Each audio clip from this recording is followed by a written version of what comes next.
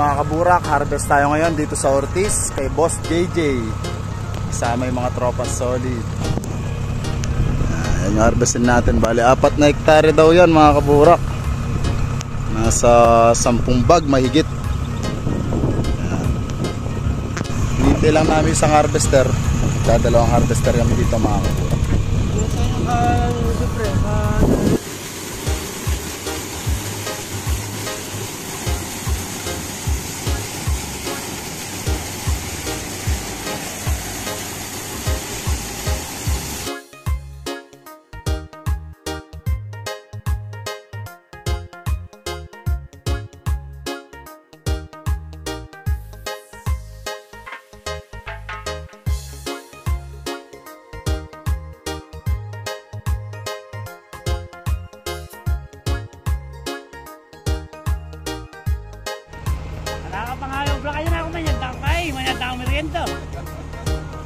Ayan mga kaburak, nagpapa-harvest si Boss J. Boss J, kamay!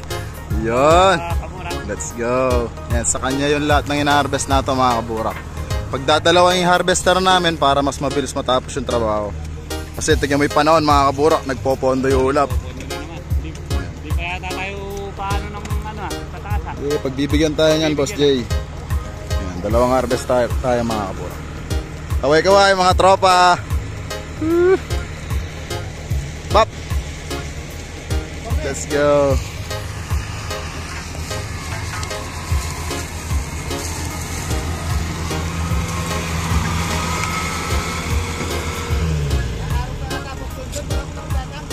Bakit na yung lula mo? Sinabi na yung lula mo yun, nag-i-gasting tayo yun, lang to.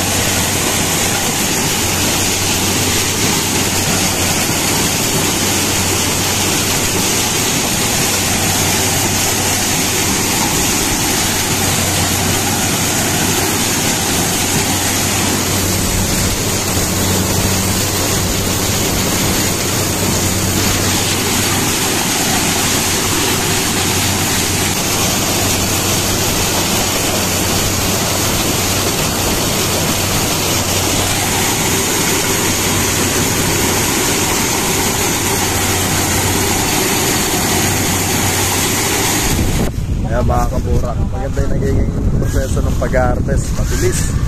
Ayan, tulad niya, nang dumating yung isang harvester, nakakatatlong banos na kami. O, finish na yung tatlo, ngayon may 2 pang banos na natitira. Sana may mga harvester, walang kalerya, saka makauwi kami ng maaga. Maganda itong mais si Boss J. Shoutout kay Boss J.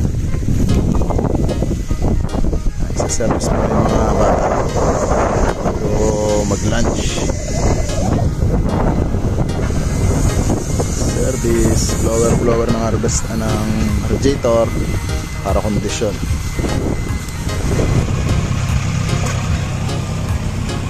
Yun, patapos na kami kay Boss J. Itong pitak na lang nato tsaka yung kabila. Water break muna mga kaburok. Marami nakadapa mga kaburok, kaya pinapapulot ng maayos. Maganda yung laban ng mga namumulot dito. Pag napulot lahat, gigiigin. Hati yung may-ari tsaka yung mga namulot. Water break. Let's go.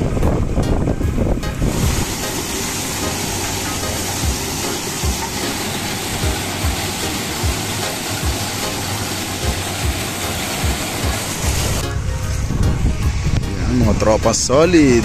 Hi! Shout out mga tropa solid. Wala. Oy, mga kaburak! Yo. Yung yung YouTube channel ni Boss J, huwag nakakalimutan. Alright, salamat. Salamat din kay Kaburak at harvester niya. Yun, pakisubscribe mga kaburak. Let's go, salamat. Tapos na.